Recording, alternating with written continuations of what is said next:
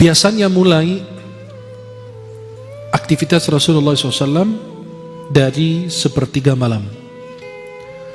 Yang pertama dilakukan Rasulullah Muhammad SAW apabila bangun tidur, dan beliau ini tidur matanya dan hatinya tidak pernah tidur,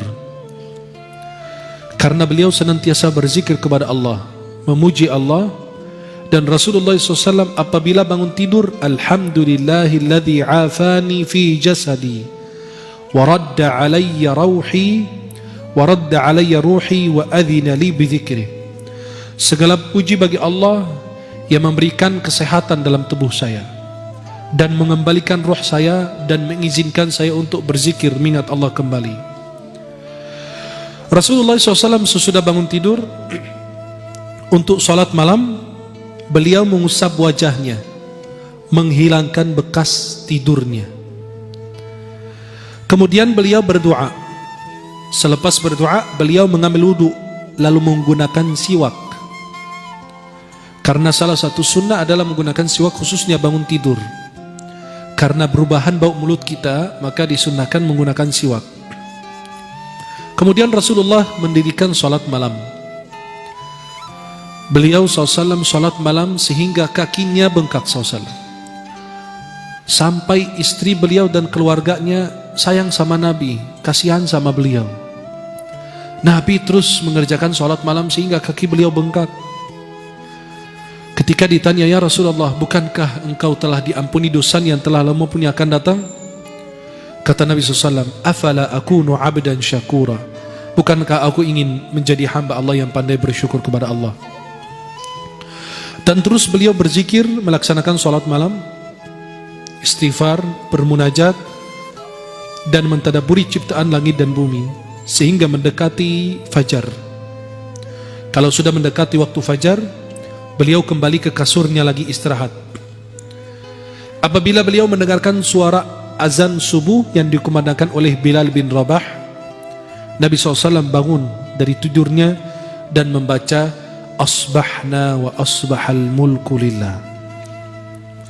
Sayyidah Aisyah radhiyallahu anha ditanya tentang salat malam.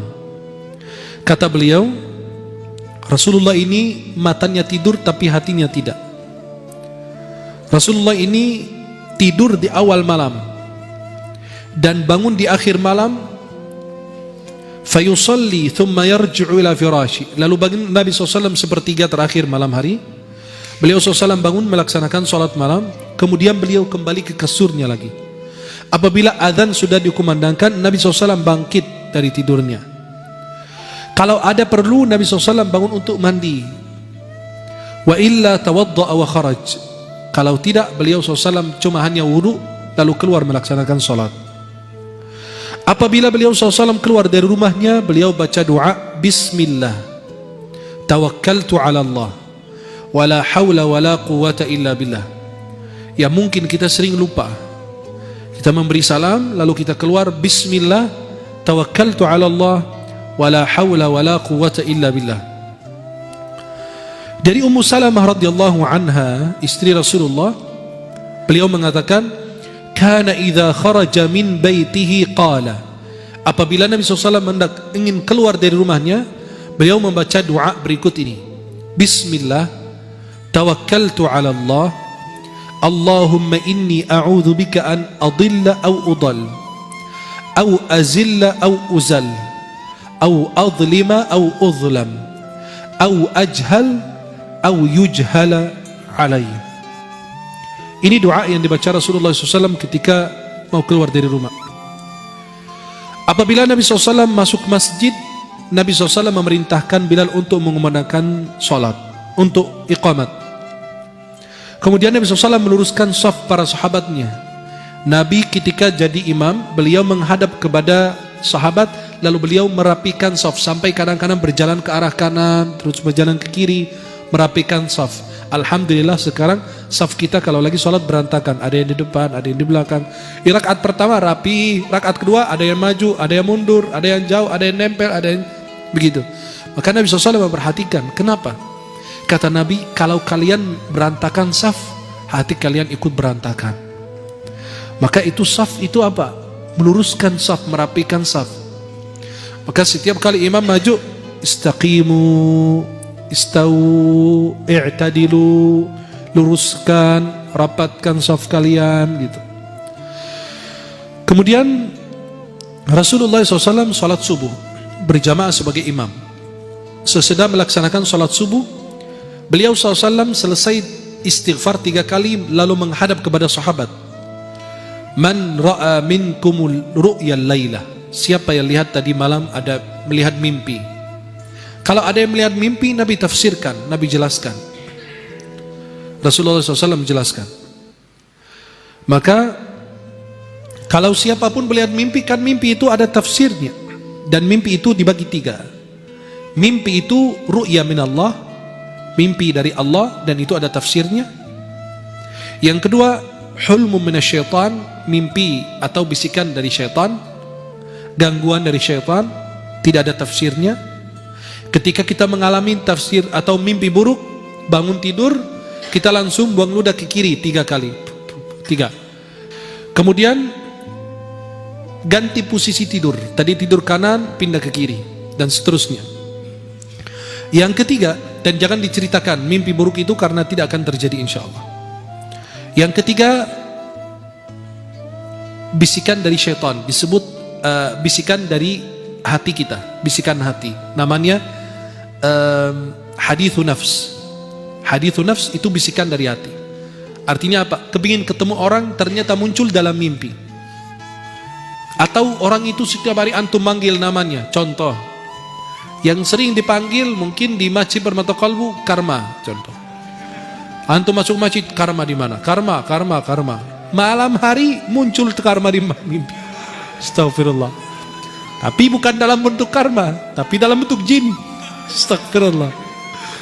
Maka karma muncul itu bukan tidak ada tafsir mimpinya, tapi itu bisikan dari hati. Kenapa? Karena antum berinteraksi dengan orang tersebut.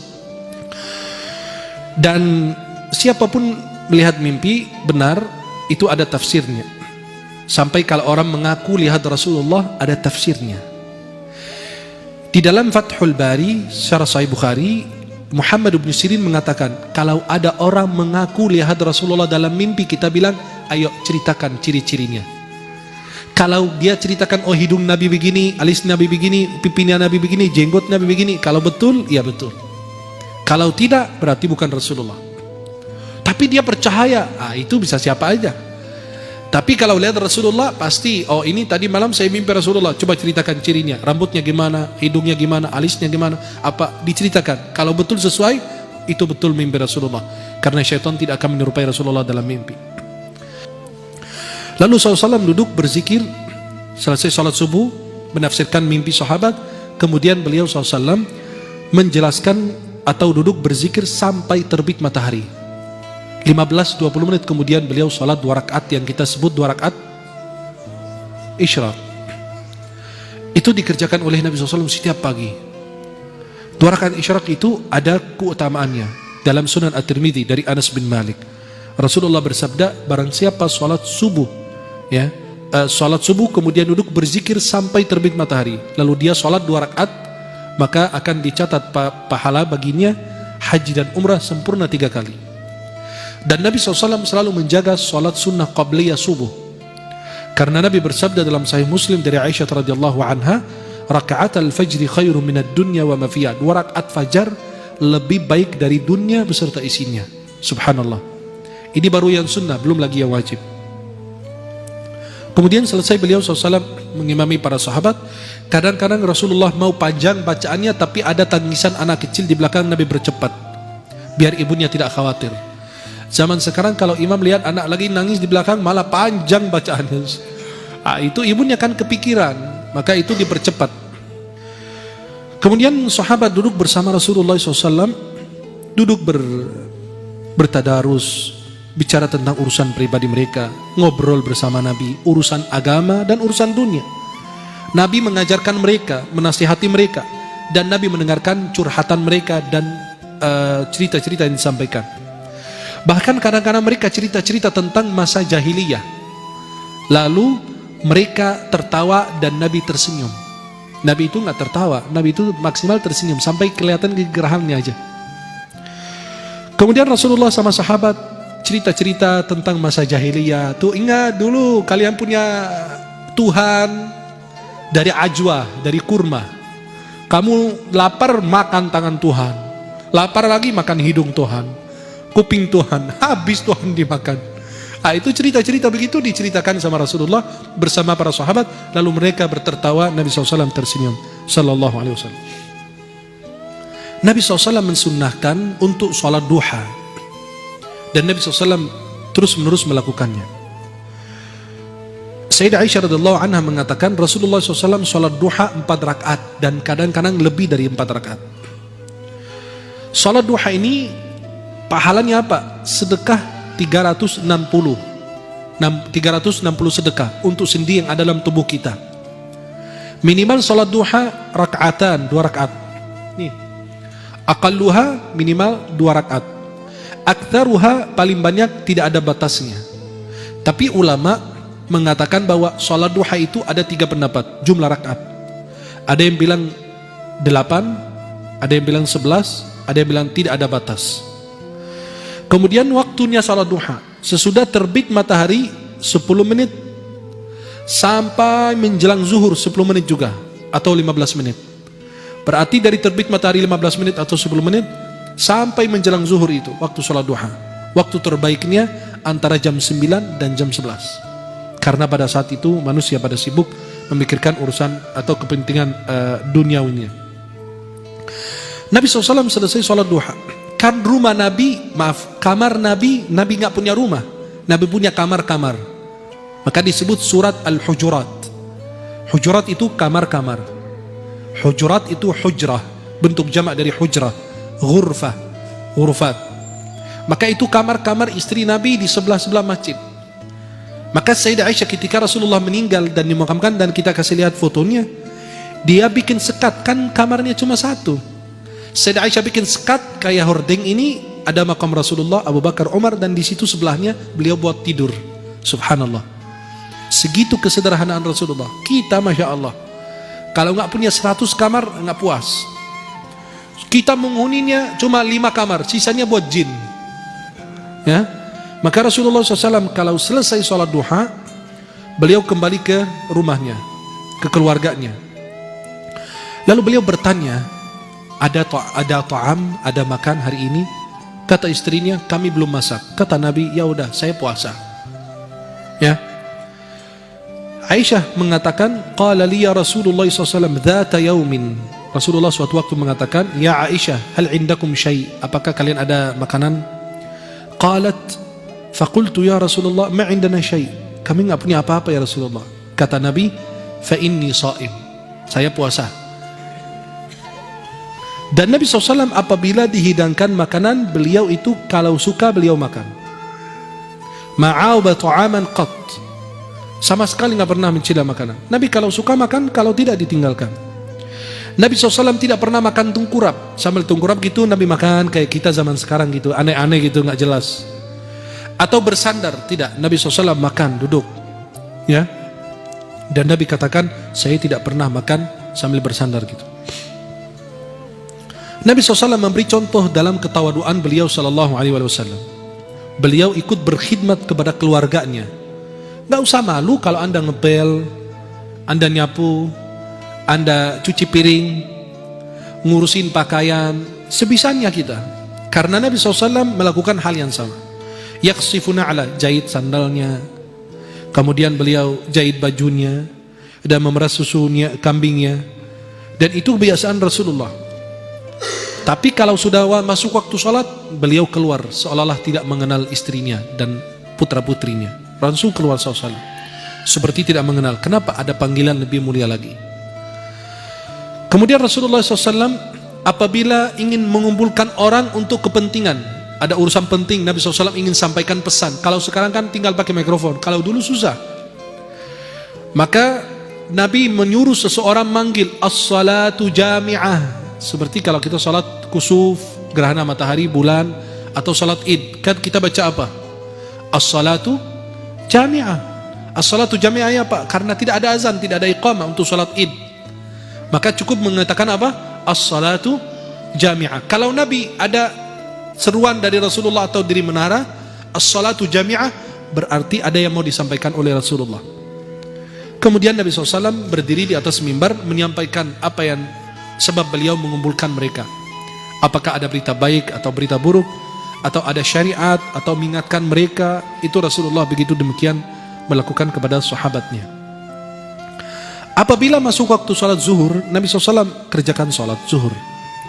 Dan beliau biasa rakaat pertama agak panjang, rakaat kedua dan ketiga dan keempat lebih pendek dibanding rakaat pertama, biar orang bisa ikut sholat berjamaah dari awal takbiratul ihram atau rakaat pertama, biar tidak ketinggalan. Tapi alhamdulillah kita 23 rakaat 7 menit.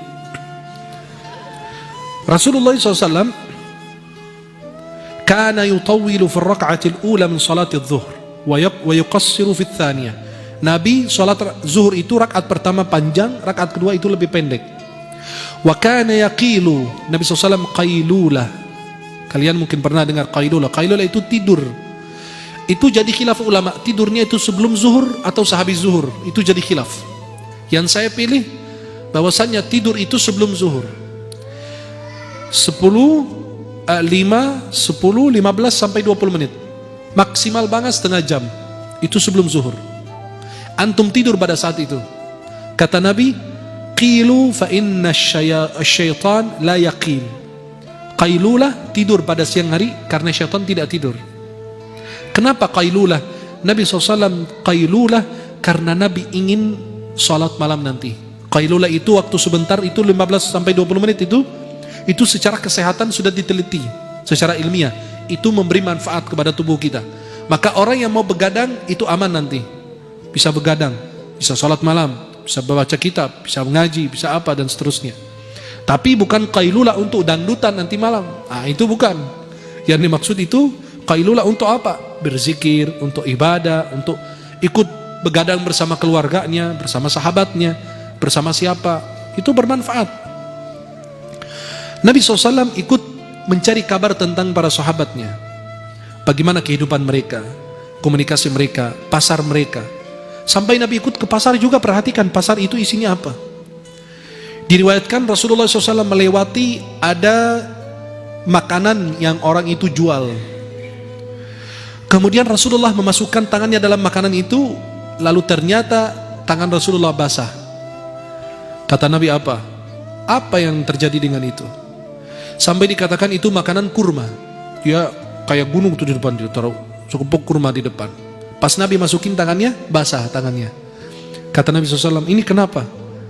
Ya Rasulullah, terkena air hujan. Kata Nabi, apa? Kenapa kamu tidak taruh di atas biar orang bisa lihat? Man ghasya falaysa minni. Barang siapa menipu, dia tidak termasuk umatku. Itu bayangkan. Kenapa? Karena yang ada air itu berat dalam timbangan, betul? Kalau ada airnya itu berat. Maka kalau terkena air hujan, dia timbang itu dia berat jadinya. Maka Nabi merasa ini menipu. Maka Rasulullah SAW ikut memantau pasar. Itulah seorang pemimpin. Ikut memantau pasar, bukan naikin harga. Dan tidak pernah turun sekali turun ke pasar, pasarnya asal-asalan, dibuat untuk pemimpin. Oh turun Pak, itu lihat ramai semua, Masya Allah, rapi. Ayamnya bagus, sehat walafiat, gemuk lagi. Itu ikannya, ikan hiu apa semua bagus. Pak, cabainya murah Pak. Tuh lihat, begini semua di seluruh dunia begitu. Biasanya begitu. Sandiwara semua kebanyakan. Kecuali yang benar-benar istiqomah turun ke pasar-pasar tradisional yang benar-benar tidak benar disentuh oleh orang. Kemudian Rasulullah SAW dan Rasulullah SAW sebagaimana dikatakan Umar bin Khattab, kana Rasulullah yasmuru inda Abi Bakrin al-laila kadzalika fil amri min umuril muslimin wa ana ma'ahu. Rasulullah, Sayyidina Abu Bakar, Sayyidina Umar, mereka berkumpul di dalam rumah Abu Bakar untuk membahas, mendiskusi urusan berkaitan dengan umat Islam. Maka Nabi begadang kalau ada perlunya, ada manfaatnya. Dan Rasulullah SAW melarang kita begadang kecuali apa? Mengaji, menemani keluarga, menuntut ilmu, atau ada keperluan yang lain. Dan Nabi melarang tidur sebelum Isya, sehabis maghrib, dan begadang sehabis salat Isya, kecuali kalau ada perlu, menemani keluarga, atau ada tamu, atau belajar, dan lain sebagainya. Kalau tidak manfaat itu tidur. Kenapa? Biar bisa bangun salat malam atau salat subuh berjamaah. Rasulullah SAW duduk bersama orang-orang beriman, sahabatnya, dan menjenguk orang yang sakit. Dan kalau ada yang mengundang Nabi, Nabi datang. Nabi SAW berjalan untuk memenuhi hajatnya orang lemah, orang miskin. Nabi SAW tidak pernah jijik atau benci atau tidak senang dengan seorang janda ketika ada perlu sama Nabi. Ya Rasulullah, tolong temani saya ada urusan ini, biar diselesaikan. Nabi ikut temani beliau. Wal miskin fayaqdi lahul hajah. Dan orang miskin kalau perlu sama Nabi SAW, kalau ada keperluan, Nabi menemani beliau sampai diselesaikan hajatnya. Dan Nabi SAW mencari kabar tentang para sahabat, jenguk orang yang sakit. Dan Nabi SAW selalu memantau para sahabatnya. Dan inilah kehidupan Rasulullah SAW, mengingatkan mereka, mendakwai mereka, amar ma'ruf, nahi munkar, menjenguk orang yang sakit, dan menolong orang yang membutuhkan pertolongan. Dan dakwah itu adalah apa? Kepentingan yang benar-benar diperhatikan oleh Rasulullah Muhammad SAW.